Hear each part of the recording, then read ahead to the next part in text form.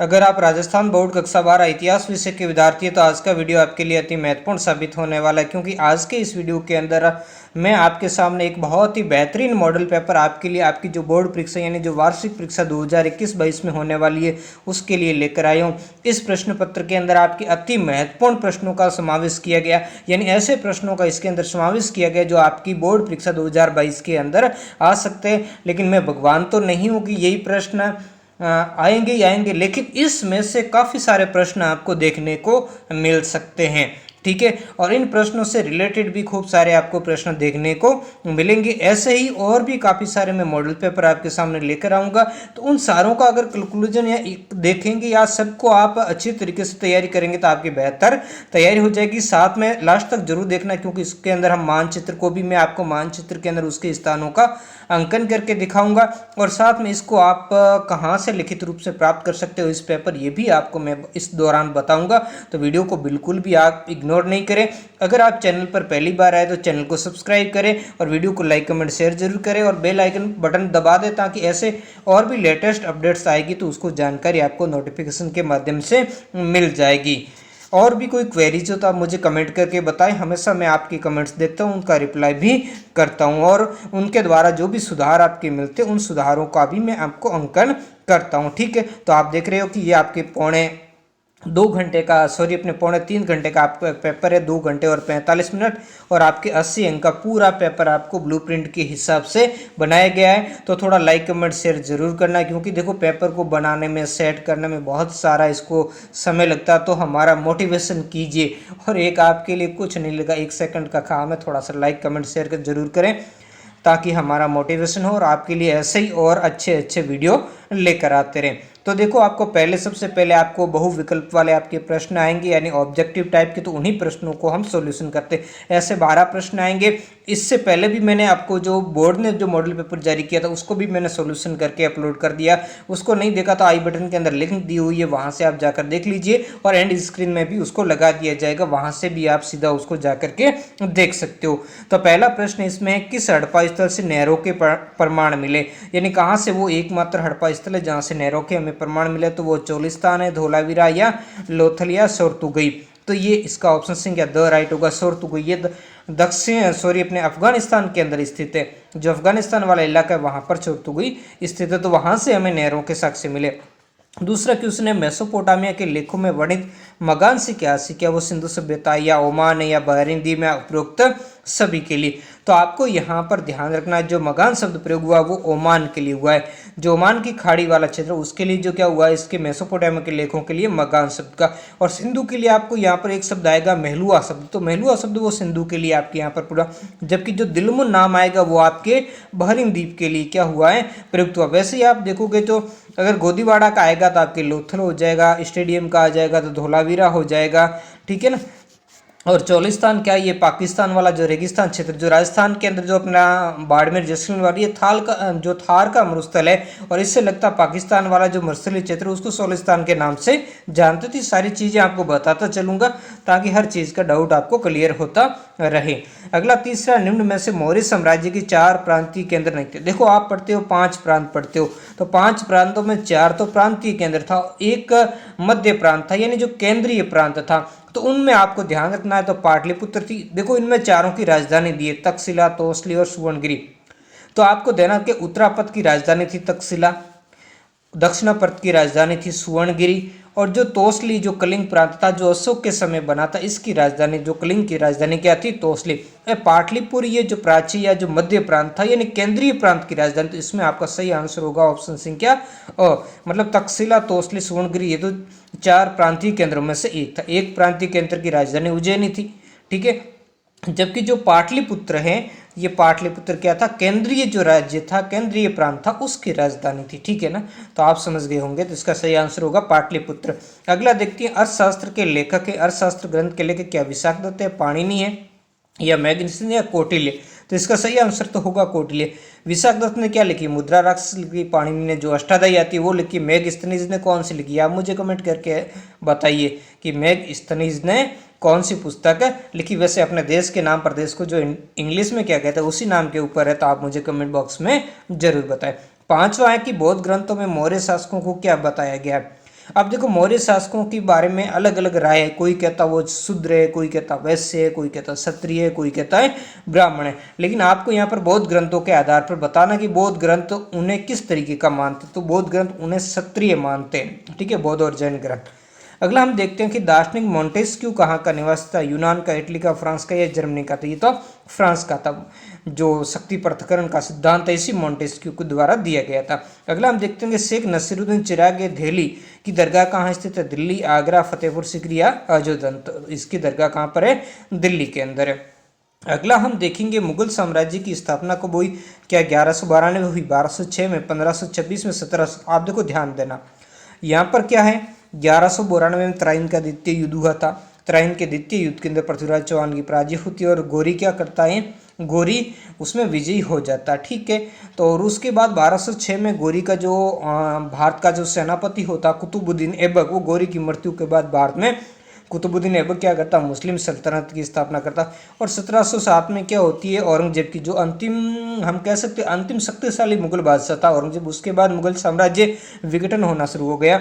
जबकि 1526 में मुगल साम्राज्य की स्थापना होती है। इस समय पानीपत की जो युद्ध होता, पानीपत का युद्ध 1526 के अंदर, और इसी के द्वारा मुगल साम्राज्य की क्या होती है, स्थापना। बाबर इस युद्ध के अंदर दिल्ली के शासक क्या करता है, इब्राहिम लोदी को हरा देता है और हराकर दिल्ली का क्या बन जाता है, बादशाह बन जाता है और भारत के अंदर मुगल साम्राज्य की क्या होती है, स्थापना होती है। अगला हम देखेंगे औपनिवेशिक काल में राजा शब्द का प्रयोग किसके लिए होता था, साहूकार के लिए, शक्तिशाली जमींदार के लिए, धनी किसान के लिए, व्यापारी के लिए, तो ये शक्तिशाली जमींदारों के लिए प्रयोग किया जाता था। अगला हम देखते हैं एनफील्ड राइफलों का प्रयोग सर्वप्रथम प्रयोग किस गवर्नर जनरल ने किया था, क्या वॉरेन हेस्टिंग ने किया, लॉर्ड कॉर्नवालिस ने, हेनरी हॉर्डिंग ने या लॉर्ड डलहौजी। तो इसका सही आंसर आपके होगा हेनरी हॉर्डिंग्स ने इसका क्या किया था, प्रथम सर्वप्रथम ये प्रयोग करने वाला गवर्नर जनरल था। अगला देखेंगे 1872 का वर्ष मुख्यतः किसके लिए जाना जाता है, मतलब कौन सी घटना 1872 के अंदर हुई थी जो खास मुख्य, क्या प्रथम आंग्ल मराठा युद्ध हुआ था, क्या अखिल भारतीय प्रथम जनगणना के रूप में, क्या शिमला हिल स्टेशन की स्थापना के रूप में, क्या दार्जिलिंग हिल स्टेशन की स्थापना के रूप में। तो देखो प्रथम आंग्ल मराठा युद्ध का इससे कोई लेना देना ही नहीं है, क्योंकि वो तो काफ़ी बाद की बात है, वो तो 18वीं शताब्दी में हुआ, ये तो 19वीं शताब्दी की बात है। तो दूसरा हम देखते तो दूसरा बिल्कुल राइट होगा, अखिल भारतीय जो प्रथम जनगणना के कब हुई थी, वो 1872 के अंदर ही हुई थी और बाकी घटनाएं इसका इस समय से कोई रिले इसके बाद के अंदर ही अवस्थित हुई थी। अगला आप 12वां अंतिम क्वेश्चन देखेंगे जो ऑब्जेक्टिव प्रश्नों का आपका, इसके बाद हम रिक्त स्थान वाले देखेंगे।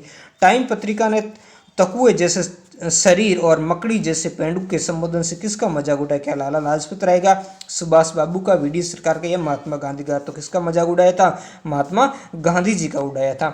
ये एक औपनिवेशिक समाचार पत्र था, तो ऐसे जो भारतीय राष्ट्रीय लोग थे उनका ये मजाक उड़ाया करता था।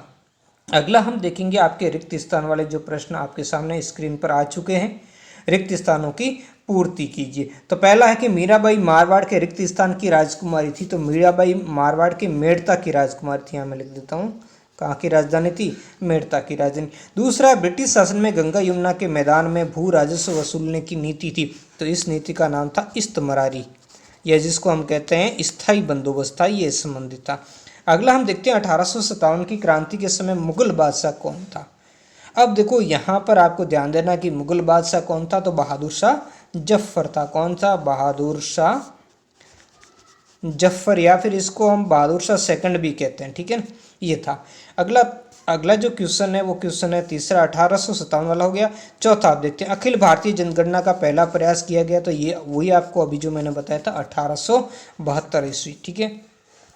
अगला हम देखते हैं 5 सितंबर में दूसरा विश्व युद्ध कब होता है। दूसरा विश्व युद्ध होता है 3 सितंबर से, जब ब्रिटेन और फ्रांस क्या करते हैं, इसमें भाग होते हैं। वैसे 1 दिसंबर से इसकी शुरुआत हो जाती है जर्मनी के द्वारा, लेकिन मुख्य रूप से 3 सितंबर जो 1939 के अंदर ये क्या होता है, शुरू होता है। तो 1939 के अंदर जो दूसरा विश्व युद्ध क्या होता है, प्रारंभ, यहाँ आ जाएगा। अगला हम छठा देखेंगे रिक्त स्थान को भारत का सरताज शहर, तो सरताज शहर किसको कहा गया, ये मुंबई को कहा गया। जो मुंबई है, मुंबई को भारत का सरताज शहर घोषित किया था किसने, अंग्रेजों ने, यानी ईस्ट इंडिया कंपनी वगैरह जो भी थे वो भारत के अंदर राज करते थे, तो औपनिवेशिक सरकार ने मुंबई को भारत का सरताज शहर घोषित कर दिया था। अब देखेंगे एक पंक्ति में उत्तर देने वाले प्रश्न, ये सभी ऊपर जो थे प्रश्न रिक्त स्थान वाले वन वाले वो 1-1 नंबर के, यहाँ पीछे सबके नंबर आपके लिखे हुए और ये भी 1 नंबर के और रहने वाले प्रश्न, ये भी आपके 12 प्रश्न, तो 12 और 12 24, 24 और 6 ये हो गया, यानी 30 प्रश्न आपके 1 नंबर के आएंगे। तो बहुत ही गोल्डन चांस है इस बार आपके लिए और भी अच्छे नंबर प्राप्त करने के। तो मुद्रा राक्षस नामक ग्रंथ किसने लिखा था? हालांकि इसके बारे में मैंने पूर्व में जिक्र कर दिया था। तो ये विशाख दत्त ने लिखा था। किसने? विशाख, ये ख है यहाँ पर, विशाख दत्त ने लिखा था। ठीक है। अगला है कर्मकांडीय वेद कौन सा है? कौन सा वेद? 4 वेद है, ऋग्वेद, यजुर्वेद, अथर्ववेद और सामवेद। तो इसमें कर्मकांडीय कौन सा है? यजुर्वेद। यजुर्वेद में जो कर्म कांडों का, यज्ञ आदि से संबंधित इनका जो वर्णन है वो यजुर्वेद के अंदर दिया गया।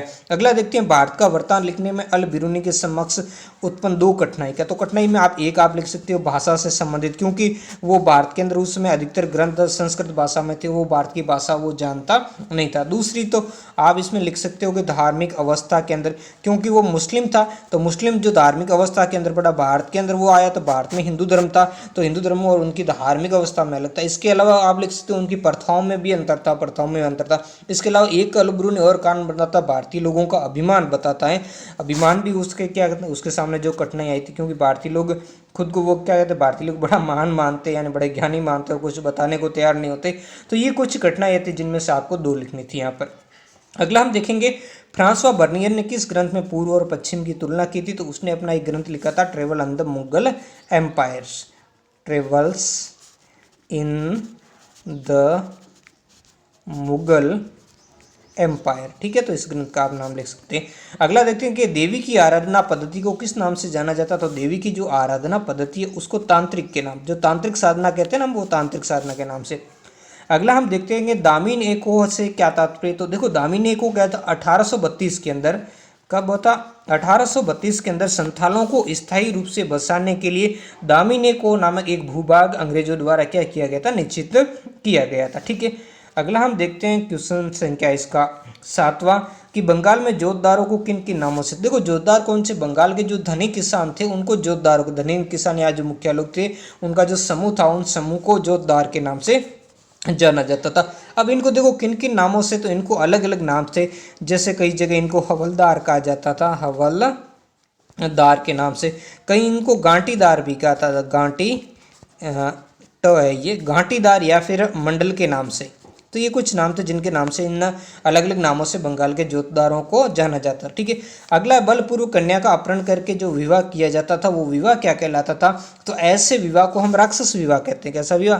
जो 8 प्रकार के विवाह, जो मैंने पाठ पढ़ा रखे उनको आप चैनल के अंदर जाकर प्लेलिस्ट में जाकर देख लीजिए। मैंने सारे पाठों को बहुत ही आपको गहराई से पढ़ाया हुआ है, तो वहाँ जाकर आप देखिए। विवाह के 8 प्रकार है, जिसमें 4 प्रकार के विवाह अच्छे माने गए और 4 प्रकार के खराब। तो उसमें किसी कन्या का बलपूर्वक उसको जबरदस्ती उठाकर ले जाना, ये राक्षस विवाह के अंतर्गत आता है।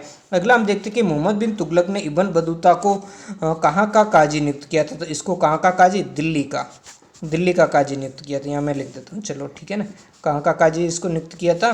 दिल्ली का काजी नियुक्त किया। अगला देखते हैं, फ्रांसीसी जोहरी ट्रेवेनियर ने भारत की तुलना किससे की? तो उसने 2 देशों से की। एक तो आपको लिखना ईरान और एक आपको लिखना है ओटोमन साम्राज्य। कैसा साम्राज्य है? जो ओटोमन साम्राज्य है, जो मुस्लिम साम्राज्य था ओटोमन, उस साम्राज्य से। मैं यहाँ पर दोबारा लिख देता हूँ, ठीक है ना। एक तो इसने की थी ईरान से और दूसरी इसने की थी ओटोमन साम्राज्य से। ठीक है, तो ये आपको दोनों का आपको यहाँ पर नाम लिखना है। अगला हम देखते हैं कि कलकत्ता की स्थापना किन गांवों को मिलाकर की? तो पर्टिकुलर ये 3 गांव थे। एक तो था सूतानाटी, ठीक है ना, सूतानाटी गांव था। इसके अलावा दूसरा गांव यहाँ पर था कोलकाता, या कई जगह ये कालिकाता भी लिखा मिलता। आपकी बुक्स में कोलकाता, बाकी कालिकाता मिलता है इसका नाम। और तीसरा था गोविंदपुर, ठीक है ना। तो ये 3 गांव थे, 3 गांवों को मिलाकर इसकी स्थापना की गई थी। अगला जो हम देखेंगे वो है अंग्रेजों को मद्रास की किलेबंदी क्यों करनी पड़ी थी। देखो, अब होता क्या, अंग्रेजों और जो फ्रांसीसी ईस्ट इंडिया कंपनी थी, फ्रेंच ईस्ट इंडिया कंपनी के साथ में प्रतिद्वंदा थी। इस प्रतिद्वंदा के कारण अंग्रेजों को क्या करना पड़ा था? किलेबंदी। क्यों? क्योंकि इनके बीच में 1746 से 63 तक इनके बीच में जो कर्नाटक युद्ध, 3 कर्नाटक के युद्ध लड़े गए थे, तो उन युद्धों के कारण अंग्रेजों को मद्रास की किलेबंदी करनी पड़ी थी। तो ये मैंने 1 नंबर वाले 30 नंबर के प्रश्नों के आपको आंसर बता दिए। और अब मैं बात करता हूँ इसको, आपको पेपर को लिखित रूप से प्राप्त करना कैसे। तो इसके लिए आपको गूगल में जाना है और गूगल में आपको सिंपल, चाहे हिंदी में सर्च करो चाहे इंग्लिश में करो, क्लासेस 58 आपको सर्च करना है। और कबीर क्लासेस 58 सर्च करोगे तो फिर आपको वहाँ पर इसका लोगो आ जाएगा संबंधित, वहाँ जाकर चैनल पर जाकर के आप वहाँ से इसको क्या कर सकते हो, अलग से एक जो प्री बोर्ड वाली जो पोस्ट बनी हुई है ब्लॉग पोस्ट, उसके अंदर आप देख सकते हो सारे पुराने और अर्धवार्षिक वाले नब के सारे क्वेश्चन, और इसके बाद और भी मॉडल पेपर आएंगे तो वो भी वहाँ ब्लॉग पर डाले जाएंगे, वहाँ से आप इनको प्राप्त कर सकते हो, इनका स्क्रीनशॉट ले सकते हो, वहाँ से आप लिख सकते हो। ठीक है, तो ये सारी चीज़ें। अब इतना आगे अगर इसका सोल्यूशन चाहते हो तो आप मुझे कमेंट करके बताओगे तो मैं इसको क्या कर दूंगा, इन जो ये 2 नंबर वाले, 3 नंबर वाले, 4 नंबर वाले इन प्रश्नों का भी आपको अलग से वीडियो बना दूंगा। ठीक है, इस वीडियो में अब मैं सीधा आपको मानचित्र पर ले चलूंगा और वहाँ मानचित्र सॉल्यूशन करवाऊंगा। वैसे यहाँ इन प्रश्नों के जैसे 2 नंबर के हैं तो आपको 50 शब्दों में इनके उत्तर देने। जैसे हड़प्पाई मोर की आपको 2 विशेषताएं बतानी है, तो हड़प्पाई मोर की आप जैसे हड़प्पाई मोर बेलनाकार, गोलाकार आदि प्रकार की थी। हड़प्पाई जो मोर का क्या किया जाता था, मुद्रांकन किया जाता विभिन्न वस्तुओं पर, जिससे उस वस्तुओं की क्या होती थी, विश्वसनीयता बनी रहती थी, उसकी पहचान बनी रहती थी। तो ऐसे कुछ लिख सकते हो। और मौर्य साम्राज्य की जैसे 2 कमजोरियां हैं, है ना, तो ये कमजोरियों के अंदर लिख सकते हैं। तो वो 150 वर्ष ही चल पाया था और एक बड़ा जल्दी विघटन हो गया था और संपूर्ण भारत के ऊपर भी उसने उसका क्या था, आधिपत्य नहीं था। इस टाइप से उनकी 2 कमजोरियां आप लिख सकते हो। फिर है पारिवारिक संबंधों की परिभाषा अलग अलग क्यों की जाती है। बर्नियर के भूमि स्वामित्व संबंधी विचारों को लिखना है। फिर प्रारंभिक भक्ति परंपरा की कोई 2 विशेषता लिखनी। फिर विजयनगर साम्राज्य में गोपुरम क्या था, है ना। फिर किलेबंद शहर में कृषि क्षेत्र में होने वाले 2 फायदे आपको लिखने। फिर सूर्यास्त कानून क्या था, ये सारे मैंने पढ़ाए हुए हैं। कैप्टन हियर्स कौन था, उनकी सुरक्षा की जिम्मेदारी क्या थी। गर्मपंथी और नरमपंथी की विचारधारा की सोच क्या थी। कोई अध्याय अगर आपको समझ में नहीं आया तो आप मुझे कमेंट करके बताओ, तो उस अध्याय का मैं स्पेशल आपके लिए वीडियो बना दूंगा और उसमें आपको अच्छे तरीके से समझा दूंगा। अंग्रेजों ने विद्रोह में दहशत फैलाने के लिए क्या किया। फिर बर्नियर ने पूर्व और पश्चिम की तुलना किस प्रकार की थी, ऊपर मैंने वैसे बताया उनका कि, और यहाँ पर उसका ग्रंथ का नाम था, यहाँ किस प्रकार की, उसको आपको लिखना है। अगला है 19वीं शताब्दी में नगर नियोजन को प्रभावित करने वाली चिंताएं कौन सी है। फिर आपको खंड स के अंदर 100 शब्द में इनका जवाब देना, और ये 3-3 अंक है।